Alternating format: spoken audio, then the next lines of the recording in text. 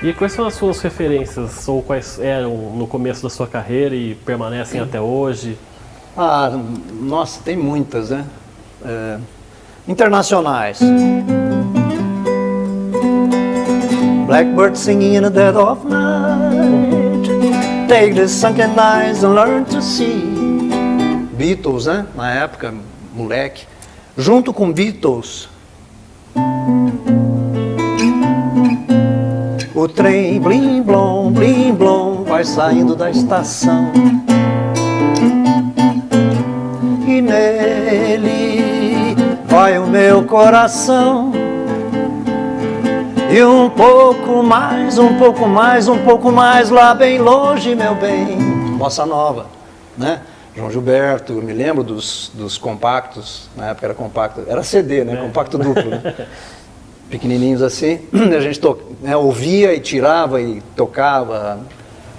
Aí, né, com esse envolvimento, muita gente, né? Milton Nascimento, Lô Borges, era a época do Toninho Horta, Clube da Esquina também, né? Clube da Esquina, fortíssimo, né? Eu me considero assim bastante influenciado, né, pelos mineiros nesse sentido. Além de estar muito perto de Minas aqui, de já ter essa proximidade física, né? O momento era muito rico, né, da música mineira. Então, o Clube da Esquina, sem dúvida nenhuma, influenciou demais, né?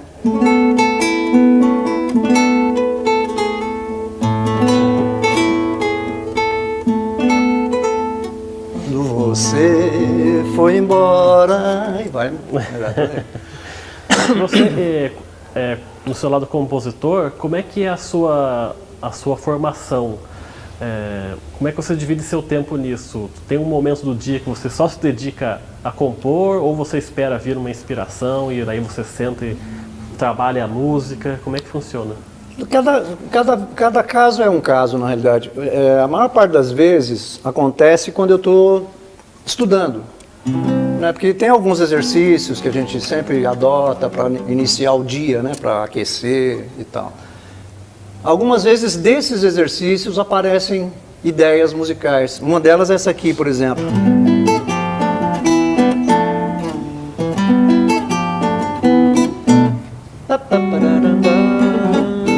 Que é instrumental, mas que vem de um dedilhado, uma forma de aquecimento, né, de preparação para tocar. Outras vezes, né, tem a ver com parceiros. Por exemplo, no Trem da Viração, o Del chegou com uma ideia musical que ele queria fazer uma homenagem para o Zé Mira, né, lá de falecido Zé Mira de São José. E ele chegou em casa, cantarolou, né? Eu nasci numa palhoça, levei vida de caipira. Beto, eu tô com essa ideia que era para fazer para o Zé Mira e tal. Eu falei, pô, Del, mas o Zé Mira não era sambista, cara. Brinquei com ele, né? Falei, pô, será que não é melhor pegar uma coisa que tem a ver, a carinha do Zé Mira, e transformamos numa catira, né? E o Trem gravou. Eu nasci numa palhoça, levei vida de caipira. Minha mãe me deu uma coça com galho de sucupira. Ando mesmo é de carroça, amarra carça com imbira. Gosto de morar na roça e sou amigo do Zé Mira. Poeta caipira, madeira de lei, dançando catira, catira de rei. E aí vai, né? Acabou virando uma catira, né? O produtor, que inclusive é daqui né? Tem uma história aqui em Jacareí, que é o Jaime Allen, né? Que foi o produtor do segundo CD do Trem, né? Ele adorou essa canção, né? Eu até comentei com ele, falei, pô, isso aí quase virou samba, né? Mas, então assim, cada composição vem de um jeito, cada história é uma. A gente falou um pouco quando você falou no seu início do violão, que você hoje ensina crianças, né, por esse meio por esse instrumento. Como é que começa essas suas oficinas? Como é que você tem essa ideia de começar a ensinar as crianças a tocar o violão? Fala um pouquinho sobre esse projeto. Então, na realidade, o envolvimento com a educação vem desde a época de São Paulo, né? Porque na universidade, né, frequentando a universidade, eu já tinha amigos que faziam pedagogia. E eu me envolvi bastante nessa questão, inclusive porque precisava trabalhar em sala de aula. Eu pegava substituição eventualmente. né, cursando a faculdade, eu conseguia substituir um professor, na época da educação artística, né, substituir professor em escola pública, né. Então, a partir disso, eu comecei a organizar a minha, assim, o meu conhecimento que eu já tinha acumulado em função do ensino para crianças e adolescentes, né. Vindo para São José, Márcia, minha companheira, é professora, né, professora de educação infantil, então a coisa foi se desdobrando, né. E hoje tem um ensino da música que é um ensino muito mais agradável do que na minha época. Porque eu me lembro que na minha época era muito árido. Você chegava, era pentagrama na frente, você já tinha que, né, decorar notas musicais, treinar escalas e tudo mais, né? E hoje tá muito mais agradável a abordagem porque você trabalha com parâmetros básicos do som. Você não se preocupa em transformar a criança do dia para a noite num especialista em música. Você abre a possibilidade dela brincar com sons, né? Com som, silêncio, que são a matéria-prima da música. Então, eu organizo a abordagem dessa maneira e adoto um repertório, evidente, né? No meio da floresta morava uma coruja, em noites de lua ouviam-se seus gritos, tuiu, tuiu, tui, tui, tui, tu, tuiu, tuiu, tui, tui, tui, tu. Para brincar com timbres de animais diferentes. Então você vai aproximando a criança, né, através das características do som, que é a matéria-prima da música. Aí lá para frente, se ela quiser desenvolver um conhecimento específico, ela já tem a familiaridade. Porque existe inclusive uma linguagem que você cria, né, que a gente brinca que é o tititá, né, que é o Kodai, que desenvolveu lá atrás e tal. Então, eu tenho trabalhado dessa maneira, e desde 92, assim, o resultado é fantástico, cara, fantástico. Você encontra de criança genial pela vida, não é fácil, cara. Porque tem, às vezes, é talento que aflora, né, dessas aulas. Né? Exatamente. Quando você abre o espaço, né, e cria as condições lúdicas, né, a condição prazerosa, né, do trato com a música, aparece, nossa, o que aparece de gente interessante é incrível. É muito legal. Desde 92, praticamente, que eu estou envolvido com isso. E esse é um caminho que devia todas as escolas, as instituições de ensino deviam adotar, né, o ensino musical. Está mais do que provado, né, que a aptidão que se desenvolve na música, ela serve para todos os eixos de aprendizagem, né? Além da questão sensível, né, da questão do desenvolvimento da sensibilidade humana e tal. Então, assim, sem dúvida, a música deveria ser mais difundida nessa época em que a criança tem as janelas todas abertas, né? É mais um eixo de linguagem fortíssimo, maravilhoso, que a criança pode desenvolver com muita facilidade, como ela aprende a falar, né? Uhum. Então, assim, eu acho que o Brasil ainda está em dívida com a educação nesse sentido. E agora muito mais, porque se retirou de novo a música do currículo. Houve um momento em que até se transformou em matéria obrigatória, né? Agora se reverteu, voltamos ao passado, quer dizer, se tirou música da grade. Eu acho uma pena, porque assim, eu tenho uma experiência de vida, de 92 até aqui, já 25 anos. Passaram-se muitos anos. E olha, é incrível o que você levanta de coisas interessantes, assim, quando as crianças se encontram para fazer música, né? Muito legal, é muito bom. E como é que você está vendo, já que você falou desse negócio da música na sala de aula, esse movimento cultural hoje no Brasil, que empobreceu muito, o Ministério da Cultura quase foi extinto, depois voltou por um meio forçado. Como é que você vê esse cenário hoje? Eu acho triste e trágico, porque você acaba criando gerações com menos oportunidades sensíveis, né? Quer dizer, pessoas que poderiam ser melhores, porque a arte, a filosofia, eu acho que nos aproximam de uma nobreza do ser humano, né? De ser humano, né? A nossa sensibilidade. Então eu fico com muito medo do resultado disso lá na frente. Se você tem uma geração, 2 gerações, né, que não tem o contato, não tem o estímulo Porque é papel do Estado, isso é inegável. O amparo à cultura é papel do Estado. Quer dizer, né, a população merece isso como contrapartida pelos impostos que paga. Né? Eu acho terrível porque, médio prazo, você vai começar a sentir o embrutecimento do ser humano ali na frente. Hoje você já tem um pouco isso, né? Porque houve um momento também de se colocar fora o artista foi marginalizado, né? As artes foram marginalizadas durante determinados períodos da nossa vida, né? E aí você tem pessoas não muito boas, eu acho. O resultado, né, de gerações que não convivem com arte, cultura e sensibilidade, eu acho que a tendência é que sejam pessoas menores, pessoas menos sensíveis, mais agressivas.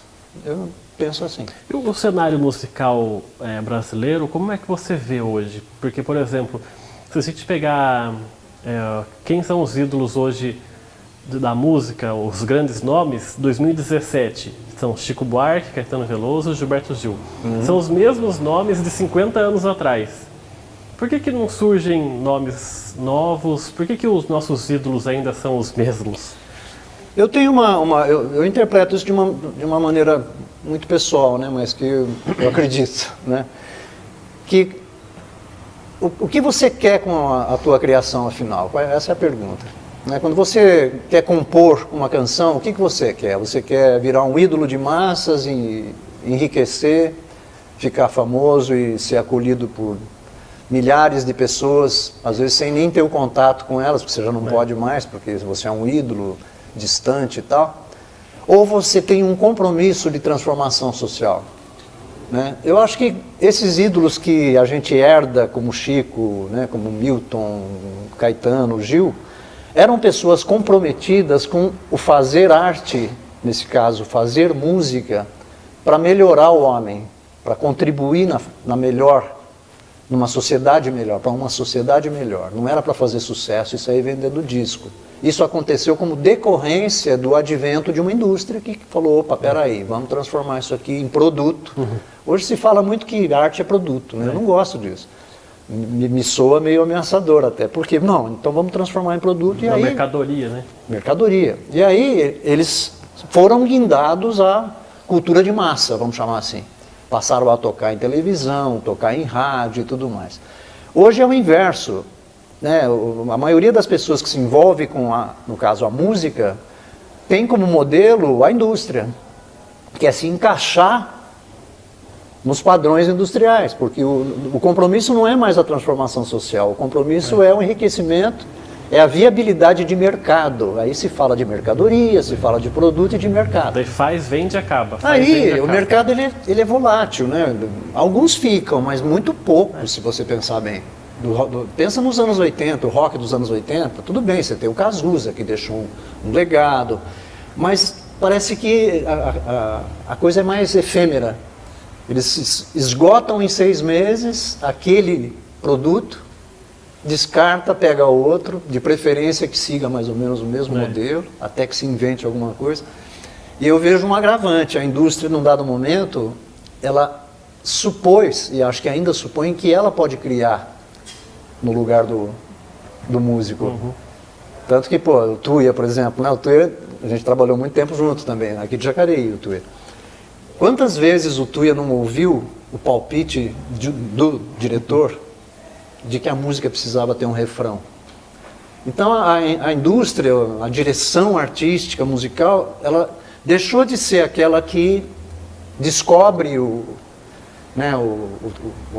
vamos dizer, a pedra, né, o valor daquilo. Ela tenta mexer e tenta... Não, então faz o seguinte, muda isso, põe aquilo e tal. Eu acho uma certa inversão de papéis aí, entendeu? E outra, o esvaziamento de uma função, que é uma função das mais nobres da arte, que é a transformação social, né? Não é repetir fórmulas, muito pelo contrário, é repropor, é brincar com a coisa, né, do inusitado, né? Então eu acho que essa é a diferença. É usar, né? Usa o ídolo, né? Ao mesmo tempo que a indústria faz o ídolo sobressair, ela mesma pode fazer murchar também. Sim, né? sim. Principalmente se esse ídolo não atende mais às exigências que ela, a indústria e o próprio mercado demandam, né? E se for ainda com uma certa decadência, a mídia ainda engole mais rápido, né? Porque dá ibope, dá audiência. Isso, aí vira tragédia. Né? Eu acho triste. Mas é assim que funciona hoje. O que você vê é assim que funciona. Para a grande massa. Eu, por exemplo, me considero um andante por outros espaços, né? Porque às vezes assim, as pessoas acham que você não existe mais como criador porque você não está na mídia. O que é uma bobagem, né? Porque tem muita gente fazendo coisas maravilhosas e não estão na mídia. Porque a mídia é seletiva, a mídia é um funil que é que nem jogador de futebol, não tem espaço para todo mundo. A maioria vive meio que fora do radar, abaixo do radar. E tem coisas maravilhosas, ó. Escuta isso aqui, ó. Violeiro, violeiro, viola, violeiro, viola na mão. Violeiro que faz viola, violeiro que faz canção. Violeiro que diz eu vou, violeiro que diz vou não. Prende a viola no peito, segurando o coração, uma mão e outra mão, enquanto a direita arpeja, a esquerda muda o tom. Isso aqui, esse camarada passou em São José, Miranda e Mirandiba, em 80, 90, ele circulou por aqui. Um outro. Não se admire se um dia um beija-flor invadir. Passou por São José em 80 e pouco, eu era programador de rádio na época da difusora, né? Pessoas, o vital esse dessa música última ainda se faz conhecer porque Elba gravou coisas dele, né? Ele participa de alguns encontros, né, com o Xangai, com o Geraldo Azevedo, Zé Geraldo. O anterior, Miranda e Mirandiba, você não sabe quem é. Ninguém ouviu falar desse cara publicamente, né? A mídia não divulga um cara desse. Uma composição que eu considero maravilhosa, me lembra Ponteio, Dia do Lobo, é uma coisa fantástica, uma poesia maravilhosa, né? Que a música inteira é muito bonita. E até hoje eu encontro N pessoas fazendo coisas maravilhosas e não estão na mídia. E parece que não existem, mas existem. Tem muita gente fazendo coisa muito boa. E o público gosta dessas pessoas também, né? Admira. Exatamente. Não sinto vontade de trazer de volta e colocar hoje no lugar. É uma saudade mais contemplando o que foi mesmo, entendeu? Agora, eu sinto muita curiosidade por onde eu não fui.